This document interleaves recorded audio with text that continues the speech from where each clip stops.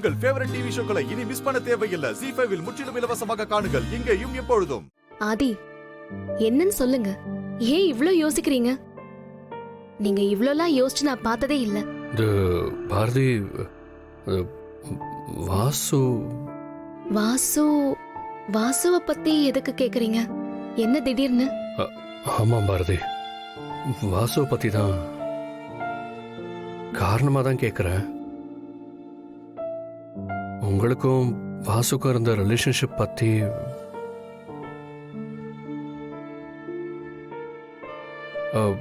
பாரதி, ஒன்றும் இல்லை. உங்கள் 2 பேரும் லைஃப்பும் எப்படி இருந்தது? அவங்க வீட்டில் உங்கள் கல்யாணத்துக்கு அப்புறம் வாசுவை எப்படி பார்த்தாங்க? வாசு எல்லார்கிட்டையும் எப்படி பழகுவார்? அப்படி ஜென்ரலாக கேட்கலாம் தான் திங்க் பண்ணேன். வேற ஒன்றும் இல்லை. இப்ப என்ன, வாசுக்கும் எனக்கும் நடுவுல ரிலேஷன்ஷிப் எப்படி இருந்துச்சுன்னு தெரிஞ்சுக்கணும்னு நினைக்கிறீங்க, அதானே? நீங்க என்ன கேட்க வரீங்களோ அதை நேரடியாவே கேளுங்க. அதை விட்டுட்டு ஏன் இப்படி சுத்தி வளைச்சு பேசுறீங்க? ஐயோ பாரதி, என்ன பேசுறீங்க நீங்க? நான் என்ன பேசிட்டு இருக்கேன், நீங்க எதையோ சொல்லிட்டு இருக்கீங்க.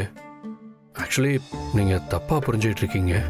ஆதி, நீங்க என்ன கூப்பிட்டு வாசுவை பத்தி திடீர்னு கேட்கறது தான் தப்பா இருக்கு. நீங்க இந்த மாதிரி பேசுற ஆளே கிடையாது ஆதி.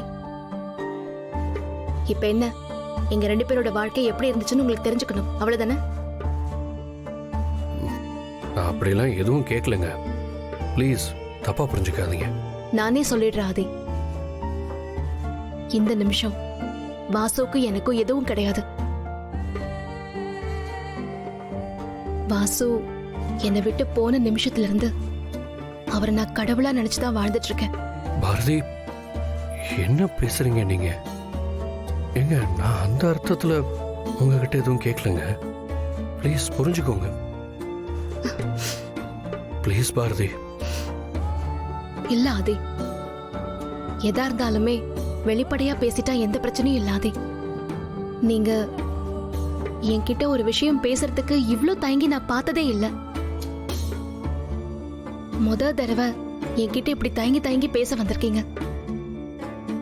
இதுக்கு பின்னாடி கண்டிப்பா ஏதோ ஒரு காரணம் இருக்கு. அதே மாதிரி அதுக்கு பதில் சொல்ற கடமையும் எனக்கு இருக்கு.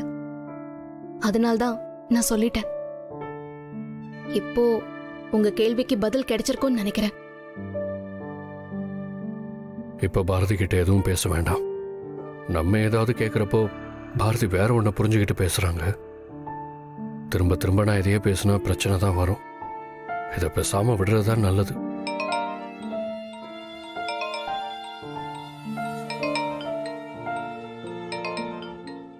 ZEE5 ஆப்பை டவுன்லோட் செய்து அனைத்து எபிசோடுகளையும் இலவசமாக பாருங்க.